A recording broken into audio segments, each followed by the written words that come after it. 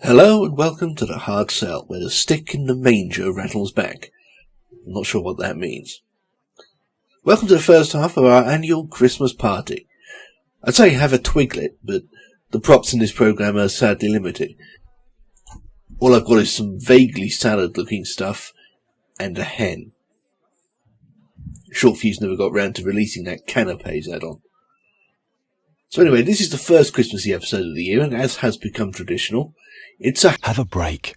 This year's festive Yuletide commercial interruption comes from 1981, in the Midlands region, on December the 21st, the last days of ATV before it becomes central. And need I remind you, there's only 3 more shopping days to go before the big event.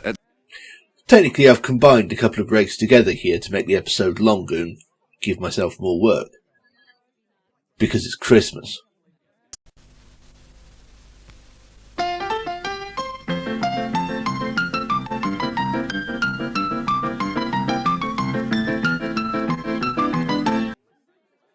Well, this isn't a very festive opening, now is it?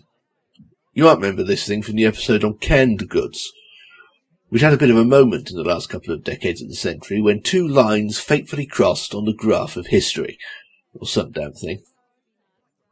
Canned foods were cheap enough to be perhaps the most common means for the lowest income bracket to prevent starvation, and that also made them the perfect petri dishes for mad scientist food experiments like these disgusting sounding things. New saucy spuds. Delicious chunks of firm potato in a tasty tomato sauce. Saucy enough to go on the side of anything.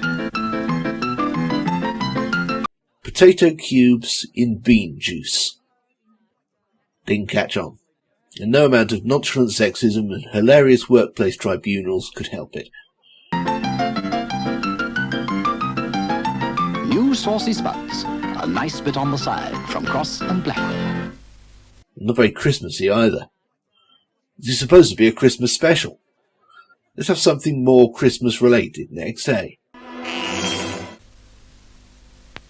I'd like to teach the world to sing in perfect harmony.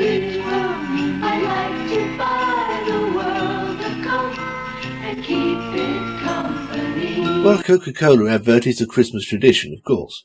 Since the 90s, it's involved that massive convoy of fairy-lighted trucks and the ominous chant of holidays are coming, which amazingly is 25 years old now. This year's one is actually really good, but that's for the next episode.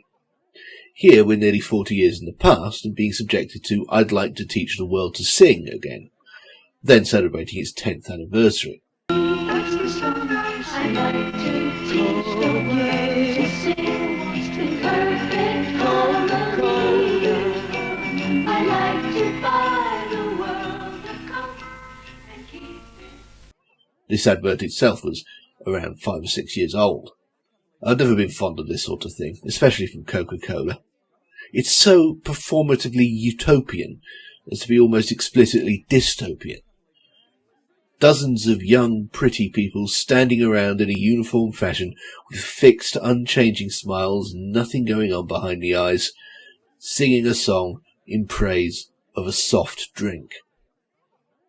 And that song is full of boilerplate utopian lyrics about peace and harmony and tolerance and love, and also a soft drink. Peace, love, and conformity in brand name selection.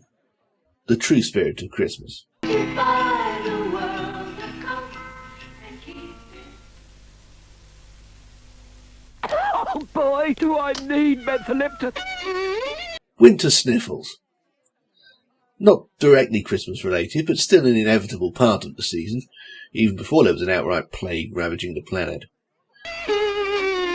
That strong menthol action. It's sweet music to my nose and throat. Not that Hall's Mentho-Lyptus, which was strictly 3 words in those days rather than 2, would be any good against the COVID. It was soothing the symptoms of the common cold. Gummed up nose, achy throat, as demonstrated here by the usual advertorial method of extreme exaggeration, and the then usual method of 2D animation. This visibly cheap sort of cell animation, unique to advertising, white paper background, characters and objects represented by a few lines, including a horizon line to stand in for any setting whatsoever, and minimal colouring in. What a busking violinist has to do with anything is questionable, but it's as good a hook as any. He's got to lose this skin he's imprisoned in. Obscure Clash reference there. Free of charge. Hall's Mentho-Lyptus. Sweet music for your nose and throat. Okay, let's play a game of can we figure out what this is advertising before they just come out and show it.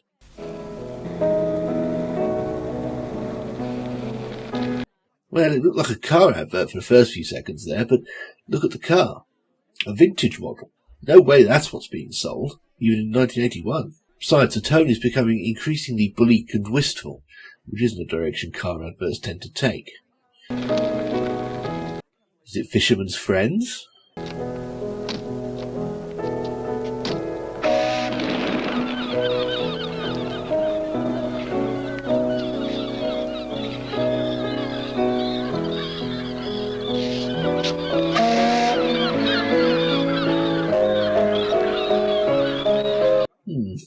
A tearful goodbye, maybe a fragrance of some sort?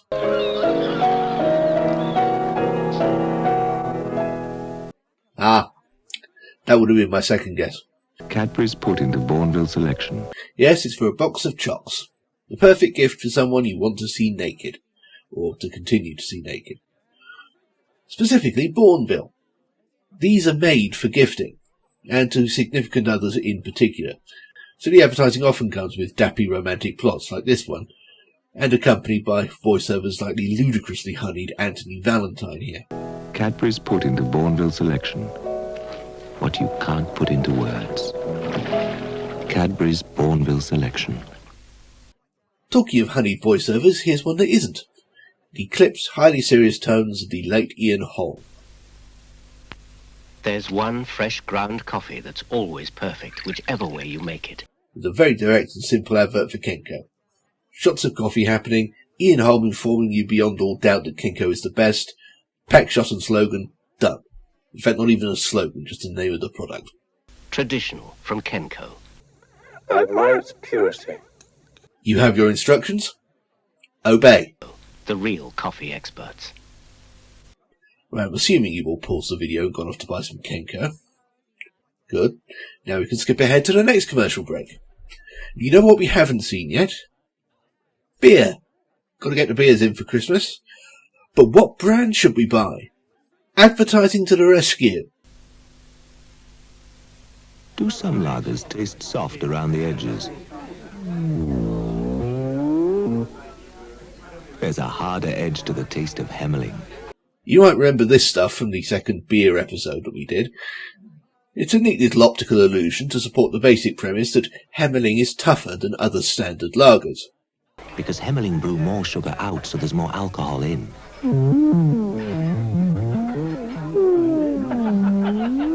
Result, a taste with a stronger, keener, harder edge. It's bollocks, you'll be unsurprised to learn. Although, to be fair, they do show they're working. A version of that sugar to alcohol shtick Holston used when they introduced Britain to the concept of Pilsner. But Hemmeling wasn't a Pilsner. It was still just a standard lager. It was just slightly longer fermented than others. It was still under 4% ABV. That's why Hemmeling has got the edge over soft lagers. It's the stronger taste. What Robert Powell means there is that it was harder than Hofmeister Orchestral, and that's not saying much. Still, any semiotic port in a store, and it was technically true. There's a harder edge to Hemmeling.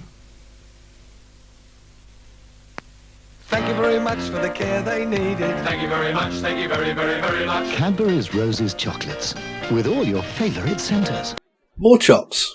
More gifting chocs at that, and a potent lesson in taxonomy. If they come in an oblong box with every chocolate in its own nook on a plastic tray, they're usually for your significant other.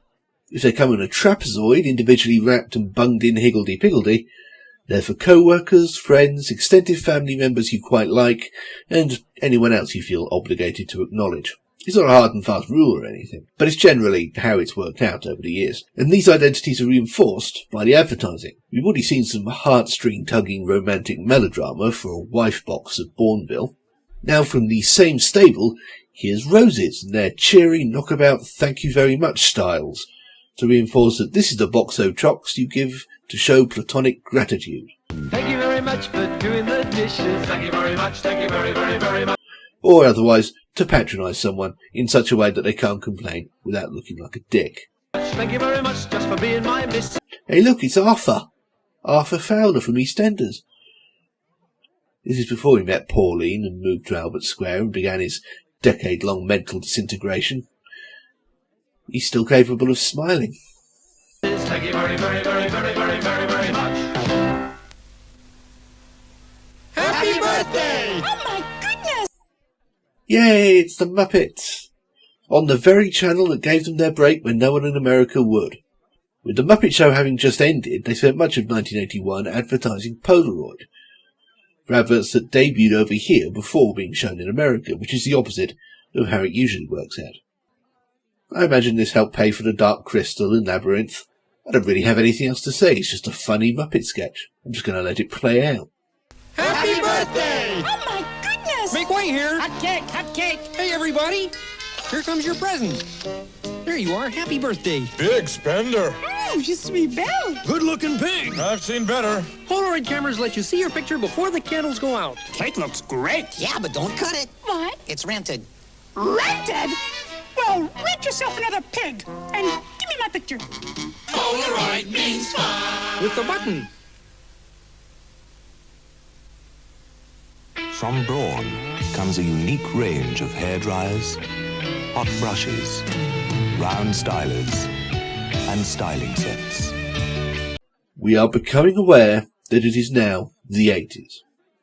As 1981 draws to a close, the decade is finally finding its own identity. And a big part of that identity was an obsession with hair, thanks to advances in technology that eventually made innovations like Carolyn Marshall from It's Wicked possible. Naturally, these magic hair things, like Polaroid cameras, make excellent gift ideas, even if they actually look downright threatening in places. That really make the most of your hair. Braun. Naked ladies not included.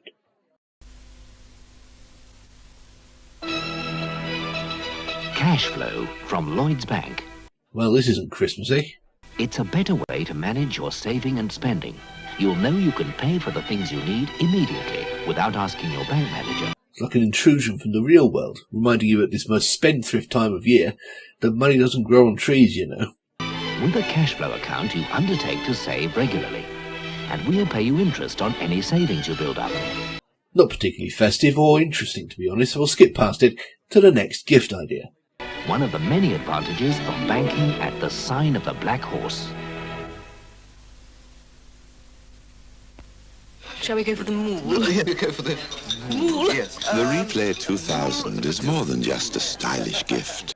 The first yuppies crawl from the primordial soup and immediately start irritating the workers. This is basically a highfalutin biro, a standard ballpoint in a nice-looking body with an eraser on the back end, like a pencil. Only I'm willing to bet it doesn't work a tenth as smoothly as the advert suggests. Actually, the avocado sounds rather nice. The avocado farcita. You see, with the Replay 2000, you can rub out and start again. I'm quite a fast eater. Again, not directly Christmassy, but it doesn't even pretend they're advertising it for any other reason, given how often Joss Ackland alludes to giving it as a gift. And again. Mozzarella. Yeah, we'll plump for and again. The Replay 2000 from Papermate. It's a perfect gift. I say, might I change my mind? This prick better leave a tip. A substantial tip. Like his car, maybe. Don't you know someone who could use one?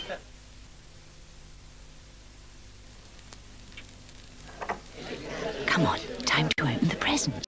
Opening the presents on Christmas Eve? While the party is still going on? You decadent bastards. I know which one I'm going to open first. I'd never have guessed. Sherry is, it would seem, a vital part of the English Christmas. Or at least it was back in the 80s, until at least the late 90s. It's advertised all year round, of course, but the sherry brands really go hard in December for the Christmas season. Sometimes they even hang a lampshade on it. Remember the Emperor this December. Anyway, this one's one of the leading brands. In advertising terms, one of the smuggest. Harvey's Bristol Cream. Let's get the others. Can you just say, let's kill the others? Let's get the others. Couldn't you just try winding the party down, naturally? Does it have to end in bloodshed? Oh well. Harvey's Bristol Cream. The best sherry in the world. Okay then. Not going to argue with that. Not even qualified with a probably or anything, just a flat statement of fact. This is the best, fuck all of yours. Well, good luck with that. Harvey's Bristol Cream. The best sherry in the world. Bitch!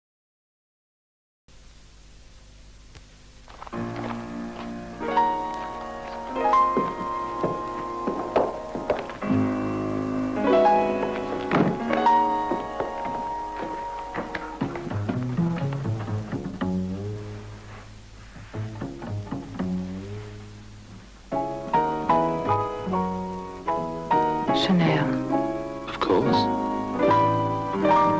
Right when it looked like there weren't going to be any smellies in this episode, here comes Chanel, with a typically gnomic continental breakfast of an advert. Not entirely sure what the angle is here. I suppose she's so intrigued by his scent she goes snooping around to find the bottle.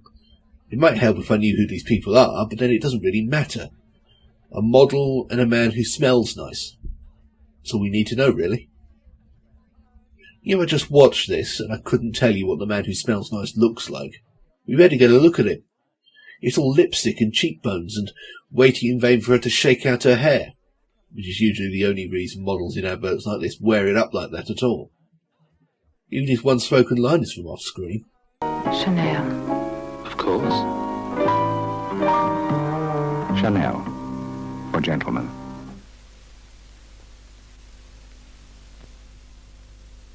And that's what Christmas looked like in 1981. Still suffering a bit of a hangover from the tropes and attitudes of the 70s. That Bourneville advert could have been made in 1966. And the less said the better about saucy spuds. But just starting to get a feel for the new decade. Proto-yuppies, magic hair machines, sophistication a la Norfolk. The future's on its way and you can already make out its mighty shoulder pads. In the next episode, we fast forward to Christmas in our horrible, bleak present. Fa, la la la la, la la, la, la.